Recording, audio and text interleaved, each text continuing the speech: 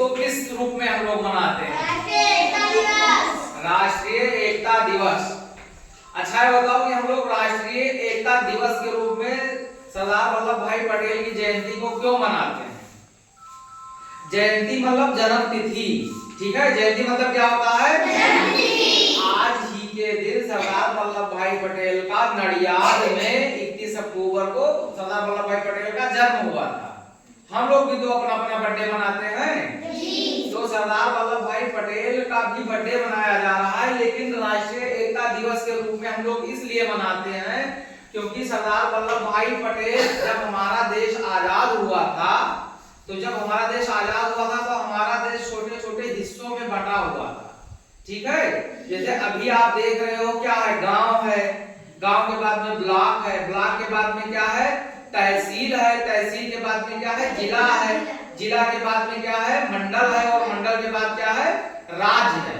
बाद का मतलब मिला करके, गांव को मिला करके ब्लॉक, न्याय पंचायत बना गया, न्याय पंचायतों को मिला करके ब्लॉक बनाया गया, कई ब्लॉकों को मिला करके क्या बनाया गया, तहसील बनाई गई, और कई तहसीलों को मिला करके जिले बनाए गए, और कई जिलों को मिला करके प्रदेश का निर्माण होता है, कई प्रदेशों को मिला करके पूरा देश बनता है, ठीक है। तो जब हमारा देश आजाद हुआ था तो जितने भी जैसे जो हमारे छोटे जिले हैं, उन्हीं छोटे छोटे जिलों की तरह से हमारा देश आजाद हुआ, उनके साथ में 562 रियासतें भी आजाद हो गई। कितनी रियासतें? 562 रियासतें भी आजाद हो गई। अंग्रेज जाने के बाद में भी इस तरीके की फूट उन्होंने डाल दिया हम लोगों के बीच में कि हम लोग कभी भी एक ना हो पाए, इकट्ठा ना हो पाए, और हमारा भारत देश कमजोर का कमजोर बना रह जाए। अभी इतने लोग हो, इतने बच्चे हैं, हम 3 साल हैं, तीनों लोग आपस में लड़ते रहे, आप लोग भी आपस में लड़ते रहो तो विद्यालय अच्छा चल पाएगा? नहीं। ऐसे 562 रियासतों के जो राजा थे वो लोग क्या थे, अलग अलग, अपने अपने को स्वतंत्र मानने लगे कि हम लोग अलग हैं, हमारा अलग संविधान होगा, अलग नियम होगा, हम अपने यहाँ अलग तरीके से शासन करेंगे। तो सरदार वल्लभ भाई पटेल ने क्या किया, उन 562 रियासतों को किसी को समझा करके, किसी को डरा धमका करके, हर तरीके से साम दाम दंड भेद करके 562 रियासतों को भारत में मिलाया।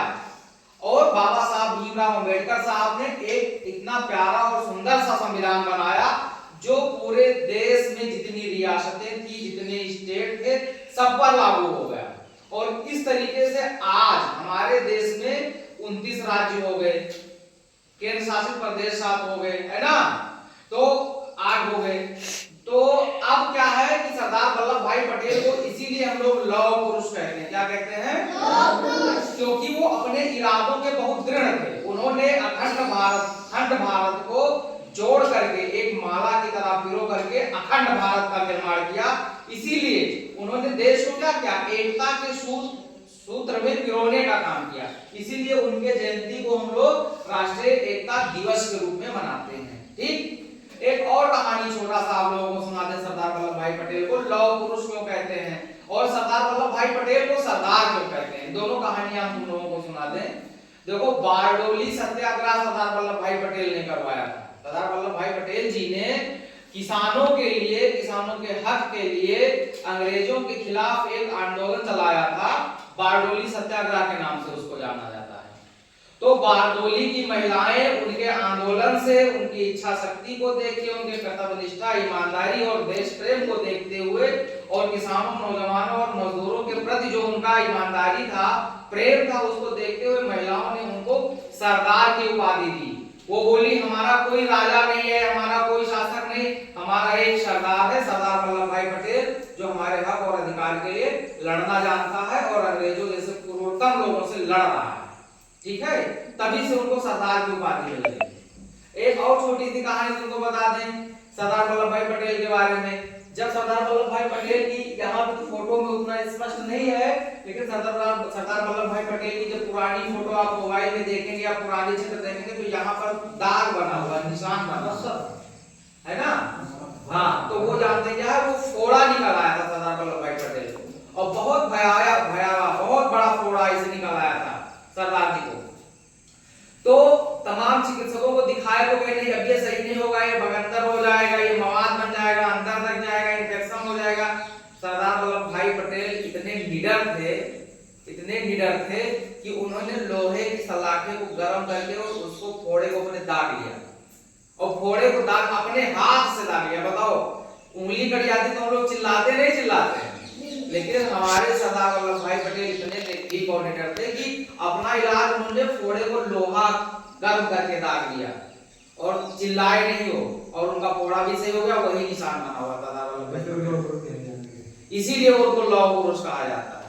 और लौह पुरुष होने का एक उदाहरण, सरदार वल्लभ भाई पटेल कोई वो एक बैरिस्टर भी थे, वकील थे, ठीक है, एडवोकेट थे, बहुत अच्छे नामी गिरामी एडवोकेट थे। उनके सामने कोई भी मामला हो टिकता नहीं था, उसको चुटकी बजाते जज को धूल चटा देते थे और अपने हिसाब से फैसला, न्याय के लिए वो लड़ते थे, बेईमानी की लड़ाई नहीं लड़ते थे, तो न्याय हमेशा जीतता है। और सरदार वल्लभ भाई पटेल जैसा सैनिक मिल जाए तो न्याय तो अवश्य जीतेगा।